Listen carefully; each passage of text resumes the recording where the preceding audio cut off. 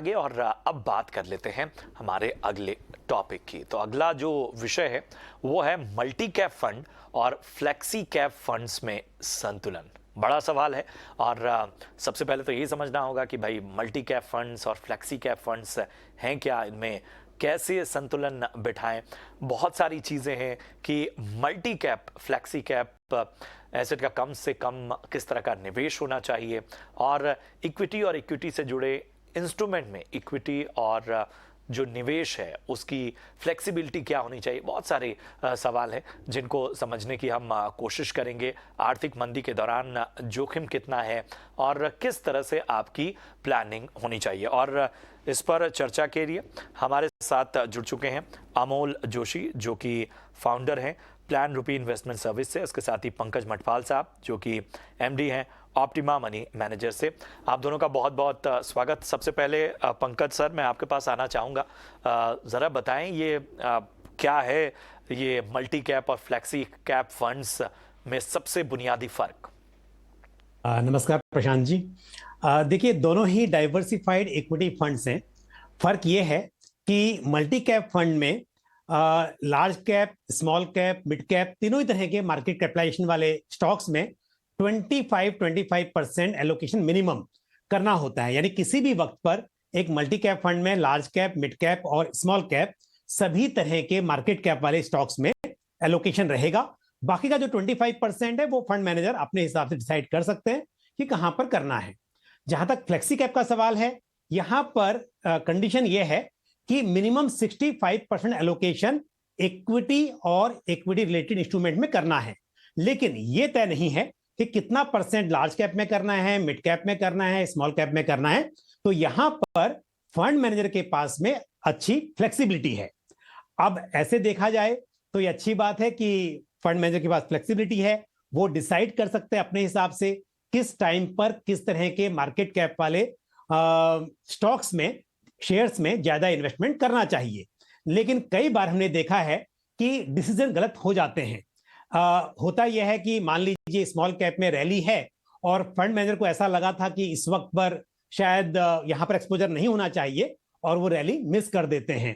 तो flexi cap में जहां एक तरफ फ्लेक्सिबिलिटी की वजह से नुकसान होने के चांसेस कम होते हैं, अच्छा फायदा हो सकता है यदि आपकी कैलकुलेशन सही जाती है। लेकिन कई बार ऐसा हो जाता है कि कई बार बायस डिसीजंस होते हैं और जिसकी वजह से जो डिसीजन है वो गलत निकल जाता है। तो यदि आप लंबे वक्त के निवेश कर रहे हैं तो मेरे हिसाब से मल्टी कैप फंड भी अच्छा है आपके पोर्टफोलियो में, फ्लेक्सी कैप के अपने फायदे हैं। तो दोनों ही कैटेगरीज जो हैं उसमें थोड़ा सा अंतर है, पर अल्टीमेटली दोनों ही डाइवर्सिफाइड इक्विटी फंड्स हैं। बिल्कुल, और हमारे साथ लगातार तमाम जो एक्सपर्ट्स हैं वो बने हुए हैं और अब अपने दूसरे एक्सपर्ट अमोल जोशी साहब के पास चलते हैं। अमोल जी, बहुत बहुत स्वागत आपका। और हम बात मल्टी कैप और फ्लेक्सी कैप की कर रहे हैं, तो ज़रा बताएं कि इन दोनों में फ्लेक्सिबिलिटी किस में ज़्यादा है। जी प्रशांत जी, जैसे अभी पंकज जी ने कहा, फ्लेक्सिबिलिटी और नाम के हिसाब से भी आप जान सकते हैं फ्लेक्सी कैप फंड में जाहिर सी बात है फ्लेक्सिबिलिटी ज्यादा है। और एक कुछ साल पहले, मतलब लगभग 3 साल के पहले फंड्स में काफी ज्यादा फंड मैनेजर के पास सहूलियत होती थी, फ्लेक्सिबिलिटी होती थी। लार्ज कैप फंड में भी कई बार मिड कैप, स्मॉल कैप का ज्यादा परसेंटेज मात्रा देखी गई थी।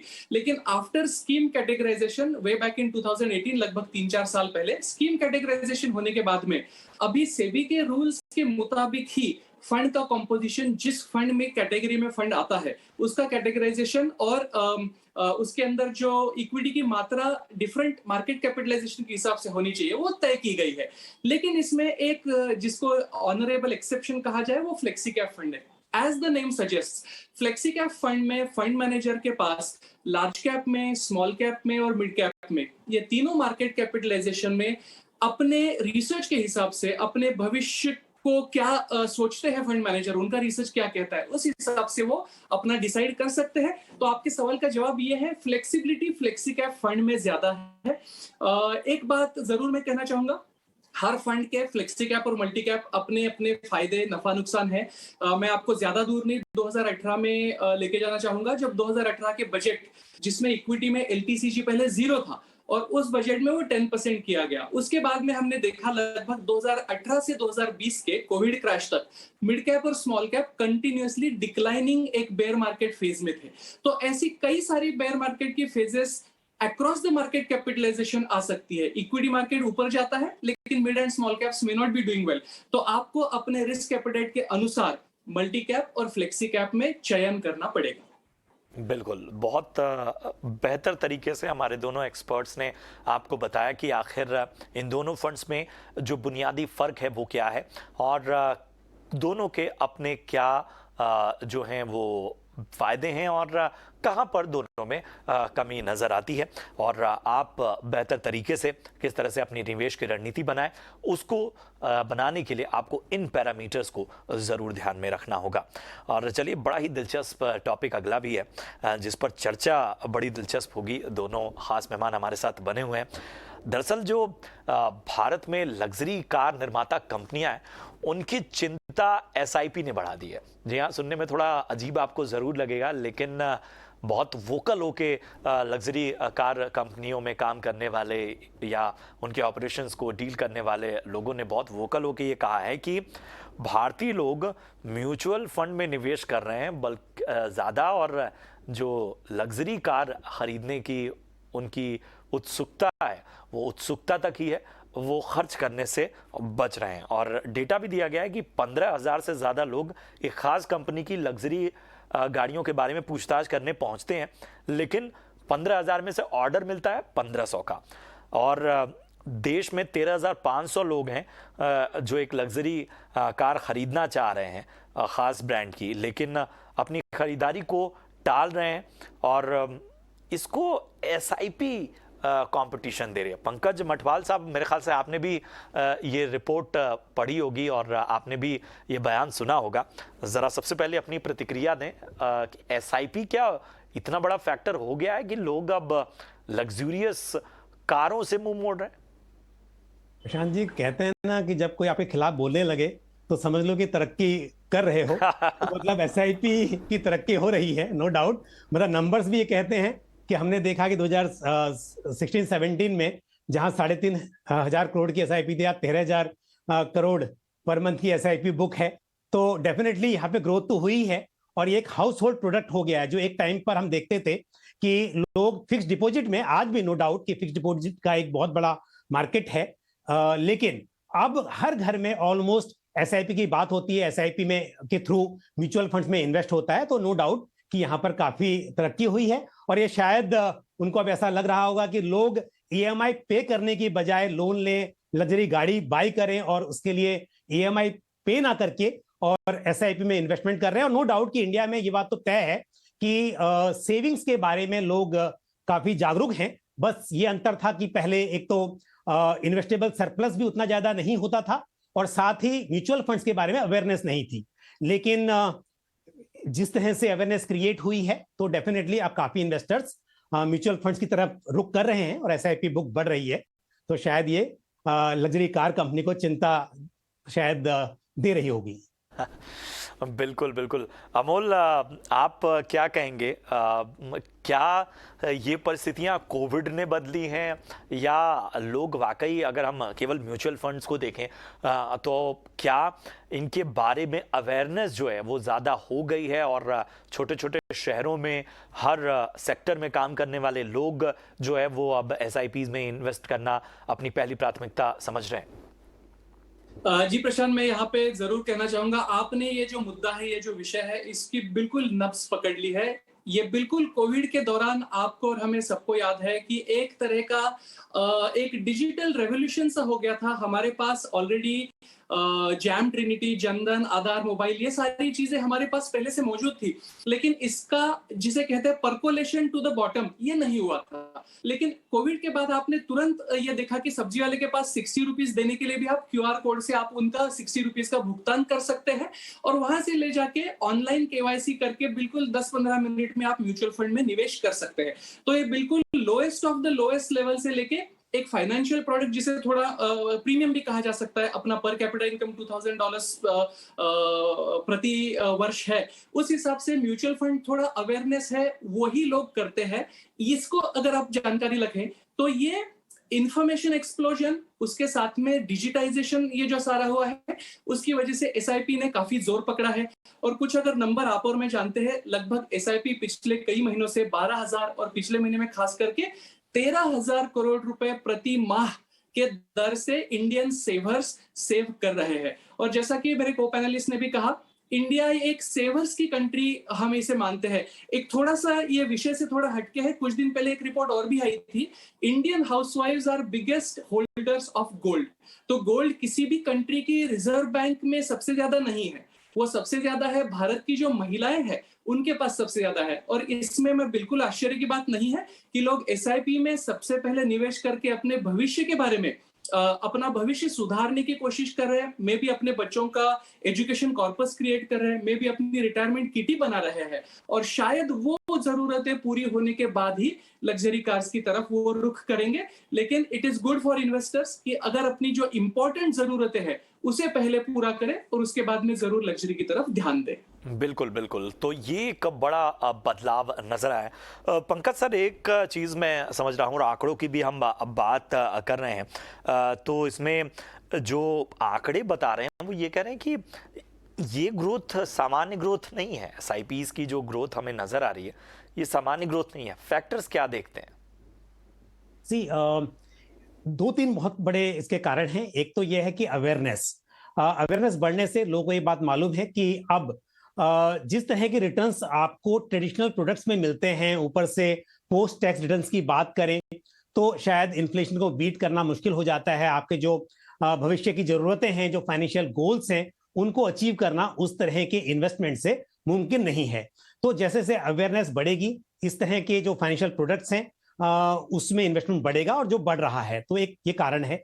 दूसरी बात, समय के साथ में जो ट्रेडिशनल प्रोडक्ट्स हैं उसके रिटर्न्स कम होते गए हैं, महंगाई बढ़ती गई और रिटर्न्स कम होते गए, तो ये मजबूरी भी हो गई है कि आपको उससे हटकर कुछ सोचना ही पड़ेगा। अगर आपको 12% पीपीएफ पर मिल रहा होता तो शायद आप बिल्कुल भी यहां पर एसआईपी में शायद इन्वेस्टमेंट नहीं भी कर रहे होते, जरूरत नहीं पड़ती थी। लेकिन अब क्योंकि रिटर्न्स उतने अट्रैक्टिव नहीं हैं, तो इसके लिए मजबूरी हो जाती है कि यहां पर इन्वेस्टमेंट करना है।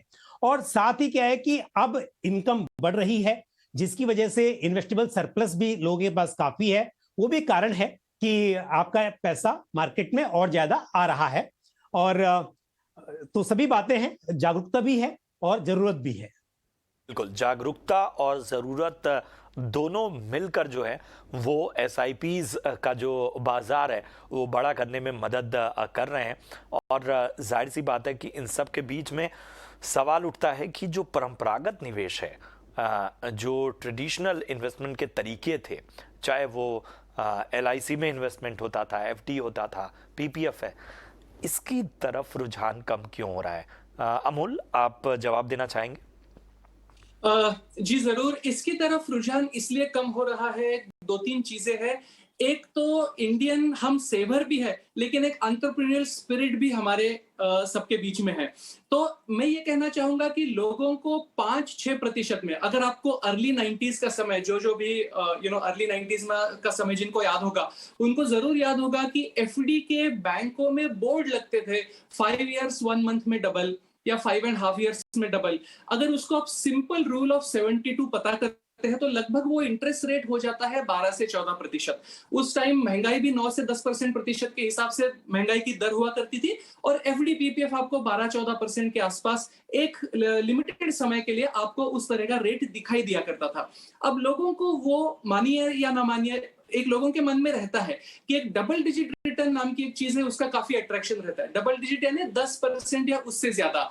और आपने जैसे देखा है पिछले कई सालों से, 2008 के क्राइसिस के बाद में, और जब से इंटरेस्ट रेट कट की दर, इंटरेस्ट रेट जैसे घट रहे हैं, एफडी की दर आपने देखा है, बिल्कुल पिछले 6 महीना 1 साल पहले तक एफडी की दर 4.75% पर एनम तक आ चुकी थी। तो ये एक तरीके से लोगों को ये बिल्कुल ये पसंद नहीं पड़ता है कि जब इन्फ्लेशन 5-6% या उससे ज्यादा बढ़ रहा हो और आपकी कमाई 5% से कम हो रही है। तो this is something, there is a mismatch, और वो मिसमैच पूरे करने के लिए आप इक्विटी की तरफ जरूर ध्यान देते हैं। और इक्विटी का ऐसा है कि देखिए, एक जमाने में ऐसा हुआ करता था, केवाईसी से लेके एसआईपी तक ये अवेयरनेस भी नहीं था। अब ये अवेयरनेस आने की वजह से, और एसआईपी म्यूचुअल फंड इंडस्ट्री में एक बहुत अच्छी बात है, एसआईपी आप कम से कम 100 रुपए से लेके भी शुरू कर सकते हैं। 100 रुपए, 500 रुपए, 1000 रुपए की। अगर आप आज भी देखेंगे तो एसआईपी एवरेज टिकट साइज पर पर्सन है मात्र 3000 रुपया। तो छोटे से छोटा व्यक्ति भी इसको शुरू कर सकता है, और जिसकी वजह से सेविंग और entrepreneurship, saving as well as participating in equity which is nothing but participating in business, ये सारी चीजों का संगम एक आप अच्छी तरह से म्यूचुअल फंड में देख सकते हैं। Last but not the least, इसमें आपको टैक्स बेनिफिट, मतलब एक टैक्स की दर जो है आपको, वो एफडी इंटरेस्ट के मुकाबले कैपिटल गेन में, इक्विटी में काफी कम है। तो ये सारी चीजों का एक संगम हो जाके आपको म्यूचुअल फंड में और एसआईपी की तरफ लोगों की काफी ज्यादा रुचि नजर आ रही है। बिल्कुल बिल्कुल, और यही वजह है कि इस तरह के नंबर्स हमें देखने को मिल रहे हैं, और लग्जरी कार निर्माता कंपनियों को ये कहना पड़ रहा है कि भाई सबसे बड़ा कंपटीशन हमारे सामने वाली कंपनी नहीं बल्कि एसआईपीज हैं, म्यूचुअल फंड्स हैं। अपने दोनों खास मेहमानों से कहेंगे कि वो हमारे साथ बने रहें, और आगे जो हैं वो दर्शकों के सवाल जवाब का सिलसिला शुरू होगा। दर्शक बड़े बेसब्री से इंतजार कर रहे हैं अपने सवालों को शो में देखने के लिए। फिलहाल रुकेंगे एक छोटे से ब्रेक के लिए। स्वागत है आपका ब्रेक के बाद। आप देख रहे हैं ईटी मनी, बनो अपना फाइनेंस मिनिस्टर। और अब दर्शकों के सवाल जवाब का सिलसिला शुरू करते हैं। पहला सवाल रंजीत कुमार पूछने वाले हैं। पंकज जी, ये सवाल आपके लिए। रंजीत, पूछें अपना सवाल। Good evening sir. मेरा सवाल ये है, एक्चुअली मैं 10 फंड में निवेश कर रहा हूँ थ्रू एसआईपी, एंड 2000 ईच है, और टोटल जो इन्वेस्टमेंट 23,000 पर मंथ। तो ये जो फंड है सर, ये सही है या कुछ इसमें चेंज करने की आवश्यकता है? मेरा आपसे है, अगर आप मुझे सुन पा रहे हैं, कि आपका जो इन्वेस्टमेंट होराइजन है, यानी निवेश की अवधि है, वो कितनी है? कितने लंबे समय के लिए आप निवेश करना चाहते हैं? क्या फाइनेंशियल गोल है आपका? एक्चुअली रिटायरमेंट, जो फाइनेंशियल गोल है वो रिटायरमेंट है, और ये जो है सर 15 ईयर्स। ओके, देखिए 15 ईयर्स के हिसाब से डेफिनेटली आपने पूरा इक्विटी का पोर्टफोलियो चुना है।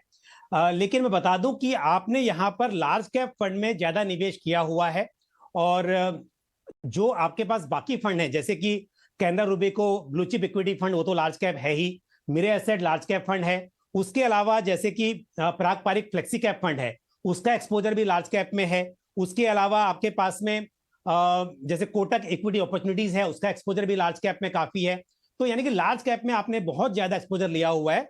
तो मेरी सलाह ये होगी कि आपको थोड़ा सा यहाँ पर 1-2 फंड आप यहाँ से कम कर सकते हैं। और साथ ही आपने जैसे कि निपॉन इंडिया फार्मा फंड में इन्वेस्ट किया हुआ है। तो ये क्या होता है, जो सेक्टरल फंड होते हैं किसी एक समय पर ब्रॉडर मार्केट के मुकाबले में बेहतर परफॉर्म कर सकते हैं। लेकिन यदि आप 15 साल का नजरिया लेके चल रहे हैं, तो मेरे हिसाब से आपको डाइवर्सिफाइड फंड्स में इन्वेस्ट करना चाहिए। तो यहां पर एक तो आप अपनी SIP Nippon India pharma fund से बंद कर दें, वो अच्छा रहेगा। दूसरी बात, आप कोटक इक्विटी अपॉर्चुनिटीज फंड में अपना इन्वेस्टमेंट बढ़ा लें यहां पर, तो वो ठीक रहेगा आपके लिए। और साथ ही ये होगा कि जैसे आपने 15 साल की बात की, मैंने थोड़ी कैलकुलेशन की है आपके लिए। तो अभी आप यदि 12% का एक रिटर्न एज्यूम करते हैं अपने म्यूचुअल फंड से, तो 10 साल में करीब करीब 51 लाख रुपए बनते हैं आपके, और 15 साल में मान लीजिए इसका डबल हो जाएगा। तो आप ये लेके चलिए कि आपको पैसा चाहिए कितना। तो यदि आपको 1 करोड़ रुपया चाहिए तो आप इससे बना सकते हैं। लेकिन यदि आपको और अधिक पैसे की जरूरत है, और बिल्कुल बेशक 15 साल में रिटायरमेंट के लिए आपको करीब करीब मेरे हिसाब से 4 करोड़ का टारगेट लेके चलना चाहिए, तो सलाह यह है कि समय के साथ अपने इन्वेस्टमेंट अमाउंट को आप बढ़ाते रहिए। तो लार्ज कैप में से आप 2 फंड, बल्कि जैसे एचडीएफसी टॉप 100 भी आपके पास है, उसे आप बिल्कुल बंद कर दें, उसमें एसआईपी बंद कर दें। और साथ ही कैनरा रूबिको और मिरे एसेट लार्ज कैप है, इसको भी अगर एक ही रखेंगे तो बेहतर है आपके लिए। तो ये थोड़े से बदलाव करने हैं, और फार्मा फंड जो है उसको बंद करना है, और एसआईपी अमाउंट को समय के साथ बढ़ाते रहना है। बिल्कुल। रंजीत, आपका कोई और सवाल? यस सर, ये जो बंद करने, इसको बंद करके जो रिमेनिंग है जो फार्मा फंड में, उसको मैं किसमें इन्वेस्ट करूँ, कोटक में इक्विटी फंड और किसी और में, या टोटल कोटक में इन्वेस्ट करें? कोटक इक्विटी अपॉर्चुनिटीज में कर सकते हो क्योंकि वो large and mid cap fund है, उसमें आप इन्वेस्ट कर सकते हो। लेकिन कुछ समय के लिए आप रुके रहेंगे तो भी चलेगा। आप कुछ समय के बाद, क्योंकि एसआईपी की हुई है आपने अभी उसमें, तो आपको थोड़ा सा short term capital gain tax और एग्जिट लोड के बारे में भी सोचना है। तो आप भले ही वहां से एग्जिट मत कीजिए, लेकिन आगे की एसआईपी आप लंबे समय के लिए एक सेक्टरल फंड में ना करके आप डाइवर्सिफाइड इक्विटी फंड में करें। तो उम्मीद है रंजीत आपको आपके सवाल और आपकी शंका का समाधान मिल गया होगा। अगले कॉलर की ओर बढ़ते हैं। अगले कॉलर हैं देवेंद्र। इनका सवाल अमोल आपके लिए है। देवेंद्र, पूछें अपना सवाल। सर नमस्कार। नमस्कार। सर, जैसा कि आप देख पा रहे होंगे कि मैंने कुछ आठ स्कीम्स हैं इक्विटीज की, उसमें हर महीने 2012 से मैं कर रहा हूँ। लगभग 40 लाख का कॉर्पस बन गया है। तो मेरा सर क्या है कि 15 से 20 साल का हॉराइजन टाइम है। इस 15 से 20 साल के ड्यूरेशन में मेरे बच्चे की एजुकेशन है, शादी है और मेरा रिटायरमेंट है। तो इसी को मैं पर्टिकुलर जब तक मतलब एटलीस्ट 15 से 20 साल खींचना चाह रहा हूँ, और ड्यूरिंग जो बीच में आएगा काम इसी से अपना करता रहूंगा। तो थोड़ा सर इस बारे में थोड़ा मार्गदर्शन करें सर। जी देवेंद्र जी, आप हेलो। जी अमोल, आपने सवाल सुन लिया? जी प्रशांत जी, मैंने सवाल सुन लिया। जी। एक तो आपने कहा कि आपका 15 से 20 साल का होराइजन है। आपने ये भी कहा कि आपका करंटली 40 लाख रुपए कॉर्पस जमा हो चुका है। तो प्रशांत जी, ये आप देखिए, इनके एसआईपीज 2-3 हजार रुपए के हैं, लेकिन चूंकि ये 2012 से पिछले 10 साल से कर रहे हैं, तो 40,000 किसी भी सूरत में इसे आप एक छोटी रकम नहीं कह सकते। और इसको अगर मैं थोड़ा सा लाइटर वेन में अगर बात करूं, तो जैसा कि हमने बात की एक लग्जरी कार की, तो ये केवल अपना एसआईपी जो है, मैं इनको सलाह नहीं दे रहा हूं, लाइटर वेन में मैंने कहा है, और ये हमने टॉपिक में पहले डिस्कस भी किया था कि एक लग्जरी कार जब अपने चाहे मर्जी से तब भी ये अपने एसआईपी कॉर्पस से ले सकते हैं। तो देवेंद्र जी, आपको अभी सवाल की तरफ आते हैं, जवाब की तरफ आते हैं। आपने जो 40 लाख रुपीस कॉर्पस 10 साल में जमा किया है और आपका एग्जिस्टिंग लगभग 25,000 रुपए का एसआईपी है, अगर ये आप 12% CAGR अगर रिटर्न आपका पोर्टफोलियो जनरेट होता है, तो लगभग 2030 तक, यानी आपने शायद सवाल में पहले 8 साल या 10 साल का होराइजन बताया था, तो 2030 तक आपका 1.38 करोड़ रुपीस का इसमें से कॉर्पस, अच्छा खासा लगभग 1.4 करोड़ रुपीस का कॉर्पस इसमें से क्रिएट हो सकता है। ये तो हो गई पहली बात, ये काफी हैंडसम कॉर्पस रहेगा जैसे कि आपने बताया। और आपने 15 या 20 साल, यानी लगभग आप होराइजन 8 साल से दुगना कर रहे हैं। अगर अनदर 7 to 8 years ऐड होते हैं इसमें, तो यह पोर्टफोलियो लगभग मेरे हिसाब से 3 करोड़ रुपए से ज्यादा का भी हो सकता है, 12% CAGR का अगर हम अनुमान लगाते हैं तो। ये हुई पहली बात। दूसरी बात देवेंद्र जी, ये मेरी जरूर सलाह रहेगी आपसे कि आपने 25,000 रुपए के लिए 8 स्कीम्स चुनी है। हम सब चाहते हैं कि डाइवर्सिफिकेशन हो हमारे पास में, एक ही कंपनी एक ही फंड मैनेजर पर डिपेंड ना रहे। लेकिन एक जरूर आप बात ध्यान में रखिए, mutual fund by itself is a diversified instrument. एक इक्विटी स्कीम में लगभग 30 से लेके 50, 60, 70 तक भी शेयर्स हो सकते हैं। तो आप अपने 8 स्कीम में से, आपके पास एक large and mid cap scheme है, Tata large and mid cap, आपके पास एक फ्लेक्सी कैप और एक स्मॉल कैप स्कीम भी है, SBI स्मॉल कैप। तो आप in mid cap, small cap और लार्ज और मिड कैप में आप कॉन्सेंट्रेट करें। 25,000 रुपए का लगभग मैं आपको ब्रेकअप बता सकता हूं। लार्ज एंड मिड कैप में आप लगभग 12,000 रुपए का निवेश कर सकते हैं, और बचे हुए 13,000 रुपीज में से 7,000 can go to flexi cap and another 5-6,000 rupees remaining can go to small cap. तो ये मेरा कहना है। और अल्टीमेटली अगर ये आपकी 1.5 करोड़, 1.3 करोड़ से लेके 3 करोड़ की जो राशि हो सकती है अगले 8 से लेके 15 साल तक, अगर आपकी राशि, इससे आपका फाइनेंशियल गोल कंप्लीट होता हुआ नजर आता है आपको, तो वो अमाउंट लमसम काफी अच्छी अमाउंट होगी। उसको आप एक डी रिस्किंग करने के लिए आपके होराइजन के अनुसार, अगर आपके पास 2 से 3 साल का समय बचता है, तो आप वो एक bulk lump sum amount balance advantage fund में शिफ्ट करें, या अगर 6 साल 1 साल का समय बचता है आपके पास, तो उसको आप एक शॉर्ट टर्म फंड में भी स्विच कर सकते हैं। मैं आज की बात नहीं कर रहा हूं, जैसे ही आप अपने गोल के नजदीक पहुंचेंगे तब। बिल्कुल। तो उम्मीद है कि आपको आपके सवाल का जवाब मिल गया होगा। और कोई सवाल हो तो पूछें। जी सर, बेसिकली क्या है कि ये मेरा मार्केट बेस हो गया, हालांकि मेरा और मेरी वाइफ का PPF में भी है। तो मुझे क्या है सर, मेरे पास टाइम हो जाए तो और मुझे रिस्क लेने की मेरे अंदर अभी है कि मैं कितना रिस्क ले सकता हूँ। तो सर रिस्क के एस्पेक्ट में थोड़ा आप एक आध दो फंड और सजेस्ट कर सकते हैं कि इसमें अच्छा रिस्क है, अच्छा रिटर्न है, या जितने फंड है इसमें से कुछ बंद कर सकते हैं या कुछ ऐसा कुछ, थोड़ा सा एक बार थोड़ा सा सर प्लीज बता देते तो सर। बिल्कुल, उम्मीद है अमोल आपको सवाल समझ में आ गया होगा।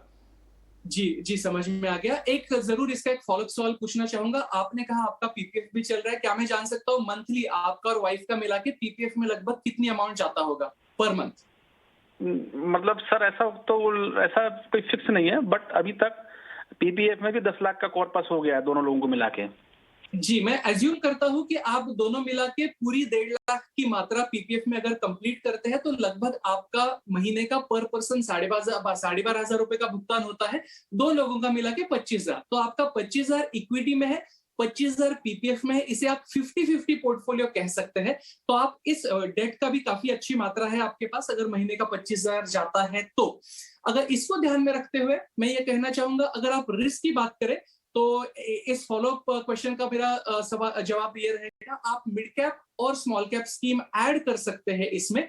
मिड कैप के लिए मेरी पसंद रहेगी Motilal Oswal mid cap fund, और स्मॉल कैप में आप Nippon India small cap fund का चयन कर सकते हैं। देवेंद्र जी बिल्कुल, तो बेहतरीन सलाह मिलती हुई देवेंद्र को हमारे एक्सपर्ट की ओर से। और चलिए अगले कॉलर की ओर बढ़ते हैं। अगले कॉलर हैं सुधींद्र, और सुधींद्र का सवाल पंकज जी आपके लिए है। सुधींद्र पूछें अपना सवाल। Hello sir.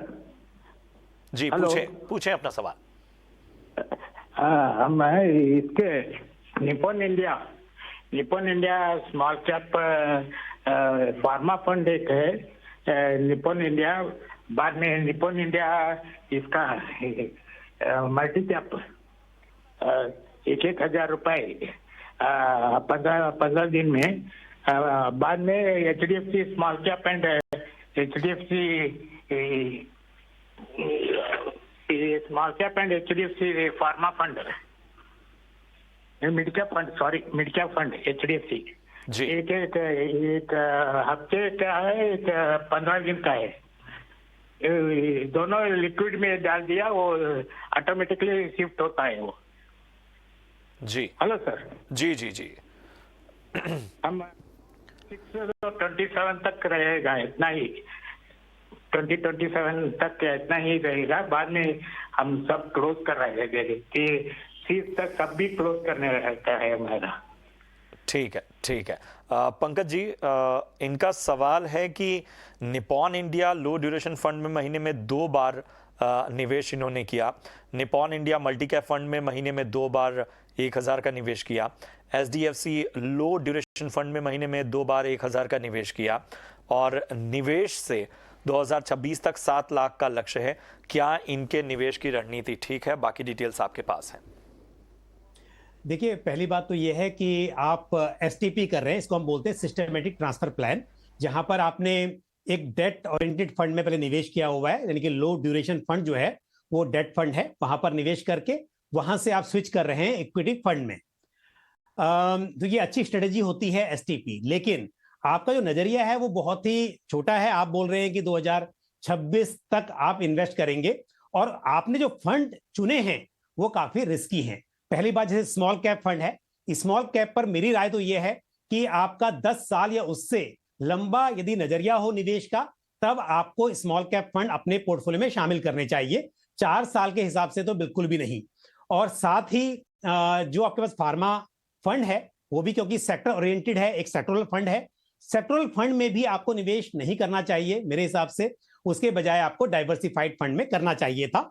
जब आपका बड़ा एक पोर्टफोलियो हो और उसका छोटा हिस्सा आप किसी सेक्टर स्पेसिफिक फंड में रखना चाहते हो तो वो अलग बात है। लेकिन आपके लिए, क्योंकि आप 2 फंड में इन्वेस्ट कर रहे हैं, मतलब कि 2 डेट में किया हुआ, यहां से 2 इक्विटी फंड में आप ट्रांसफर कर रहे हैं, तो मेरे हिसाब से ये फंड्स आपके लिए सही नहीं है। और साथ ही जहां तक लक्ष्य है कि आपको 7 लाख रुपए जुटाने हैं 4 साल में, 4 लाख रुपए इन्वेस्ट करके, वो भी मुश्किल है। मतलब करीब करीब 18% का रिटर्न आप एक्सपेक्ट कर रहे हैं। और क्योंकि जब STP करेंगे तो जितना पैसा आपका ट्रांसफर होगा इक्विटी में, उस पर आपको इक्विटी रिटर्न मिलेंगे, जितना पैसा डेट में रहेगा उस पर डेट के रिटर्न मिलेंगे। तो इस हिसाब से हम एवरेज देखें तो इतना रिटर्न मिलना तो यहाँ पर वैसे पॉसिबल लगता नहीं है। अभी मार्केट में वॉलेटिलिटी भी है। तो मेरी सलाह एक तो आपको यह है कि फंड में बदलाव करना चाहिए। आपको फार्मा फंड और स्मॉल कैप फंड की बजाय आपको यदि 4 साल के लिए निवेश करना है तो अच्छा होता कि आप हाइब्रिड फंड में निवेश करते, या फिर आप फिर भी थोड़े लार्ज कैप फंड में निवेश कर लीजिए, वो बेहतर होगा। थोड़ा सा किसी या तो फाइनेंशियल प्लानर की मदद लीजिए, या फिर यहाँ पे मैं आपको सलाह दूंगा कि इन फंड से निकलकर इसके बजाय आप किसी जैसे निफ्टी 50 इंडेक्स फंड है उसमें निवेश कीजिए, या फिर जैसे कि large cap actively manage fund है, ICICI Prudential blue chip fund, Canara Robeco blue chip equity fund, इस तरह के फंड में निवेश कीजिए। अगर आपको छोटे समय में निवेश करना है वो बेहतर रहेगा। बिल्कुल, तो अहम सलाह मिलती है सुधींद्र को। और चलिए अब समय हो गया है हमारे खास सेगमेंट का, और ये सेगमेंट है निवेश के गुरु मंत्र। तो शुरू करते हैं अपना खास सेगमेंट।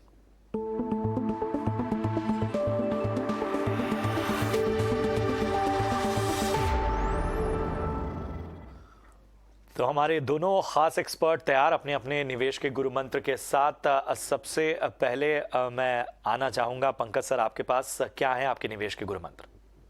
जी देखिए, इन्वेस्टमेंट में एसेट एलोकेशन जो है वो बहुत ही इंपॉर्टेंट है। हर वक्त किसी भी निवेशक को अपने पोर्टफोलियो में इक्विटी, डेट और साथ ही गोल्ड जैसे एसेट क्लास में इन्वेस्ट करना चाहिए। कई बार ऐसा होता है कि एक एसेट क्लास अच्छा परफॉर्म नहीं करता है और आप वहां से पूरी तरह अलग हो जाते हैं, ऐसा नहीं होना चाहिए। और साथ ही एसेट एलोकेशन तो इंपॉर्टेंट है, लेकिन इक्विटी जो है लॉन्ग टर्म में वो आपको ग्रोथ की अपॉर्चुनिटी प्रोवाइड करती है। तो जब आप यंग हो स्पेशली और लंबा नजरिया हो तो आपका निवेश इक्विटी में ज्यादा होना चाहिए। तो एसेट एलोकेशन के साथ साथ ये जानना भी जरूरी है कि लंबे वक्त के लिए आपका इक्विटी में निवेश हमेशा ज्यादा रहे। बिल्कुल। और अमोल, आपके निवेश के गुरु मंत्र क्या होंगे? प्रशांत जी, ये लगभग काफी मैं जरूर बता सकता हूँ और पंकज जी कंफर्म करेंगे कि हमने कोई भी बैकएंड में कोई हमारी चर्चा नहीं हुई थी। लेकिन आज का गुरु मंत्र, मैं इस शो पे पहले भी आ चुका हूँ, आज का गुरु मंत्र मैंने भी यही लिखा था, do not invest in single asset class. तो हमने पास्ट में देखा है, भारत में जितने क्लाइंट से मैंने आज तक मिला हूँ पिछले इतने सालों से, कई बार लोगों का होता है कि नहीं भाई, हम सिर्फ रियल एस्टेट में बिलीव करते हैं क्योंकि बाकी मार्केट आपका ऊपर नीचे, कंपनियां, शेयर चलते रहेंगे, डूबते रहेंगे, लेकिन अगर हमारी कोई घर है, दुकान है, वो कहीं नहीं जाएगी। तो कोई रियल एस्टेट की तरफ से हेवीली टिल्टेड होता है, किसी का सिर्फ गोल्ड में विश्वास है, और कोई पक्का इक्विटी का एक जिसे कहा जा सकता है इक्विटी के ऊपर विश्वास रखने वाला होता है। तो ये तीनों चारों स्ट्रेटेजीज ऑन देयर ओन एक सिंगल एसेट क्लास में निवेश करना, ये आपके फाइनेंशियल फ्यूचर के लिए बेहतर इनमें से कोई भी स्ट्रेटेजी नहीं है, क्योंकि हर एसेट क्लास का अपना अलग अलग उतार चढ़ाव है। हमने जैसे कोरोना के टाइम पे देखा, मार्केट काफी क्रैश हो चुका था, लेकिन हमने ये भी देखा कि पिछले 1.5 साल 2 साल में मार्केट जबरदस्त रिकवरी, और आज सहयोग की बात यह है कि आज ही निफ्टी ने मार्केट में सबसे ऊंचा दर, जिसे ऑल टाइम हाई आप कह सकते हैं, किया है। तो do not invest in single asset class. Her asset class का अपना उतार चढ़ाव होता है, इसलिए पोर्टफोलियो में डाइवर्सिफिकेशन बनाए रखें, और कोई भी एसेट क्लास आप ज्यादा एक मोटे तौर पे ध्यान रखिए। इसके हर रूल के जैसे एक्सेप्शन होते हैं वैसे इसका भी एक्सेप्शन है, लेकिन एक आप जरूर ध्यान में रखिए कि अगर कोई भी एसेट रिसेंट परफॉर्मेंस जिसका अगर खराब है, उसको देख के उसमें से बिल्कुल जंप करके जो अच्छा चल रहा है उसमें ना चले जाए। एक गाड़ी छोड़ते हैं तो दूसरी गाड़ी उससे तेज चलेगी, इसका कोई भी मार्केट में गारंटी नहीं होता है। एसेट एलोकेशन ही आपके इंटरेस्ट में है, आपके हित में है। बिल्कुल बिल्कुल। और अमोल, एक और सवाल का आपको जवाब देना होगा। सोशल मीडिया के जरिए हमारे खास जो दर्शक हैं उन्होंने अपना सवाल भेजा है। लोकेश राजपूत हैं, उनका सवाल है कि 30 साल से रिटायरमेंट के लिए वो एसआईपी जारी रखे हुए हैं, और एसआईपी की डिटेल आपके पास होगी ही। 2017 से 4 फंड्स में 12,000 का वो निवेश कर रहे हैं। निवेश का लक्ष्य भी आपके सामने होगा, क्या होगी इन्हें सलाह। LIC मनी बैक प्लान में भी वो अलग अलग पॉलिसीज में 6500 का निवेश करते हैं हर महीने।